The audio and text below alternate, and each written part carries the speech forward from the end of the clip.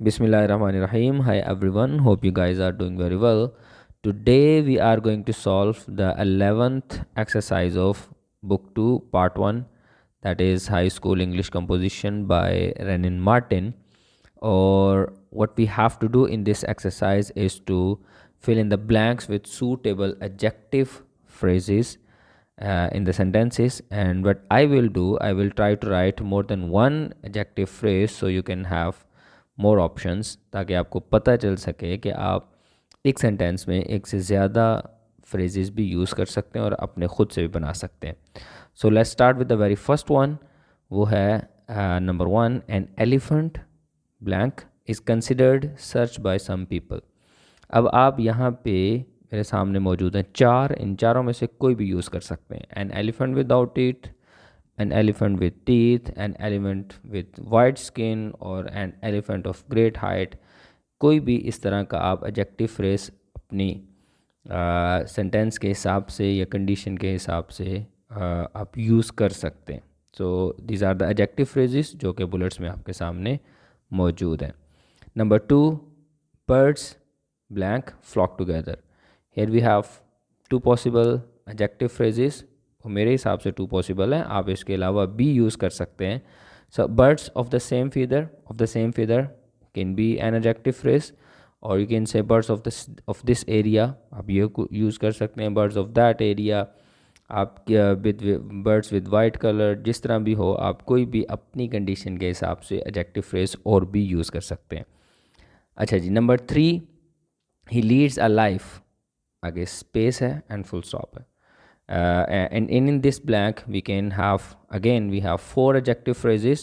इसमें से आप कोई भी यूज़ कर सकते हैं और इसके अलावा आप यूज़ कर सकते हैं. He leads a life full of happiness, he leads a life full of excitement, he leads a life full of he leads a life of simplicity, he leads a life of full of misery.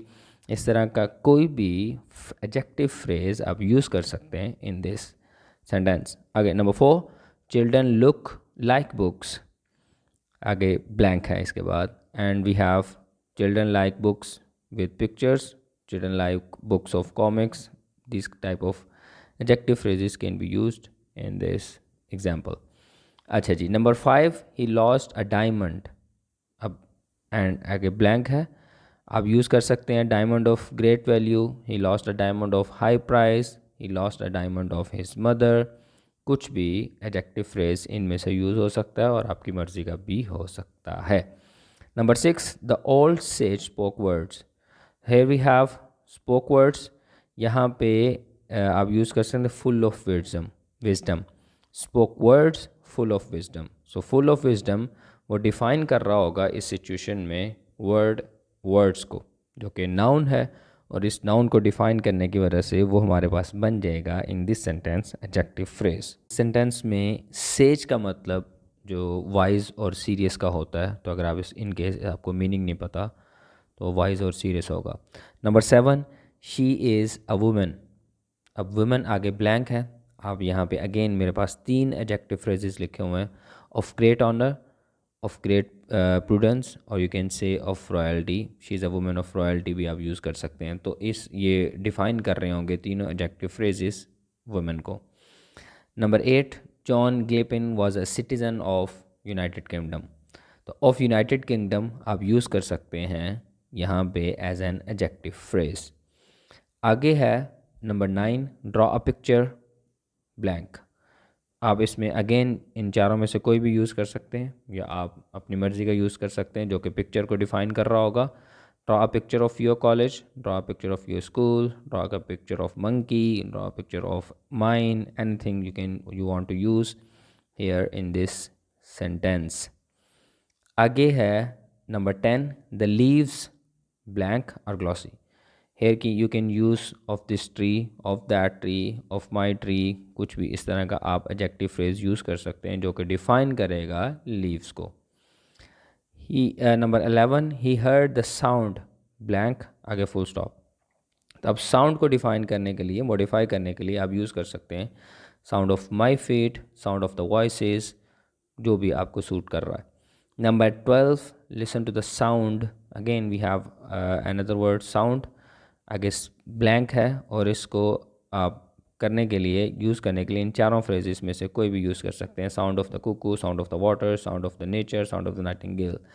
Any adjective phrase you need or any adjective phrase you need in your sentences जो आप अपनी situation में कहीं पे भी use कर रहे हैं वो हो सकते हैं. But the thing you have to know here is that कि ये सारे एडजेक्टिव फ्रेजेस डिफ़ाइन कर रहे हैं किस वर्ड को. तो यहाँ पे ये साउंड को कर रहे हैं और पीछे मैं आपको साथ साथ बता रहा हूँ कि कौन सा किसको डिफ़ाइन कर रहा था.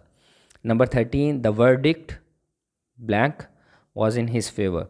तो आप यूज़ कर सकते हैं verdict of the jury, verdict of the जज, verdict of the court, verdict of the jirga. हमारे यहाँ जिरगा भी होता है इन सम एरियाज़. तो आप इनमें से कोई भी यूज़ कर सकते हैं और ये डिफ़ाइन कर रही होंगी चारों के चारों एडजेक्टिव फ्रेजेस द वर्ड कौन सा वर्डिक्ट को. ये आपको चीज़ें पता होना ज़रूरी हैं कि कौन सा एडजेक्टिव फ्रेज़ किसको मॉडिफाई करने की वजह से एडजेक्टिव फ्रेज़ कहला रहा है. अगर आप ये जानते हैं तो इट मीन्स आपको इसकी कोर और मेन चीज़ पता है. आप कभी भी कहीं भी बैठे हुए बना भी सकते हैं और बता भी सकते हैं कौन सा एडजेक्टिव फ्रेज कैसे यूज़ होता है.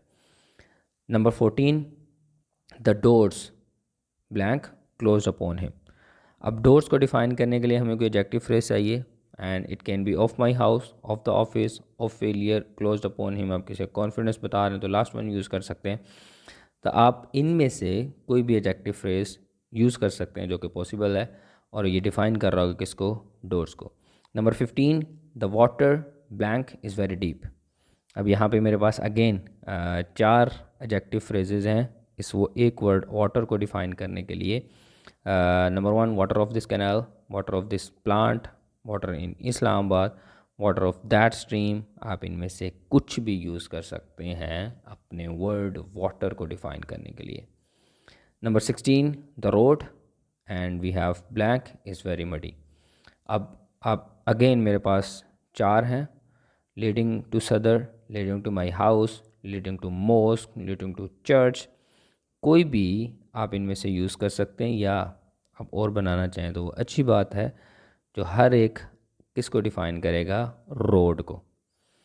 नंबर 17, द प्रोप्राइटर आगे ब्लैंक डाइड येस्टरडे.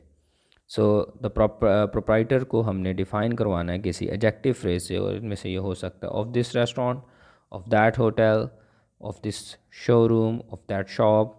कोई भी इनमें से होगा, of that business, of this business. आप यूज़ कर सकते हैं अपनी सिचुएशन के हिसाब से और ये सारे डिफ़ाइन कर रहे होंगे पीछे वाले वर्ड को, प्रोप्राइटर को. नंबर 18, द पाथ्स आगे ब्लैंक है, lead but to the grave. अब यहाँ पे अगेन मेरे पास 4 हैं, इनमें से कोई भी यूज़ कर सकते हैं. Parts of splendour, of glory, of brilliance, of grandeur. इनमें से कोई भी एडजेक्टिव फ्रेज यूज़ हो सकता है पार्ट्स को डिफ़ाइन करने के लिए. I hope you understand the exercise. This was the second last exercise of this part. आपको इनमें जो इम्पोर्टेंट चीज़ याद रखनी है वो ये है कि आप एडजेक्टिव फ्रेज जब यूज़ करते हैं आपको पता होने चाहिए कि आप किस वर्ड को उसकी वजह से मॉडिफाई करवा रहे हैं. तो जब अगर आपको ये चीज़ समझ आ जाती है तो आप इजीली ख़ुद भी बना सकते हैं, अपने सेंटेंसेस में यूज़ कर सकते हैं, अपने एसे में, अपनी राइटिंग में. और उसको थोड़ा सा हाई लेवल पे, अपर लेवल पे ले जाने के लिए आपको ये बड़े इम्पोर्टेंट होते हैं. Thanks for watching.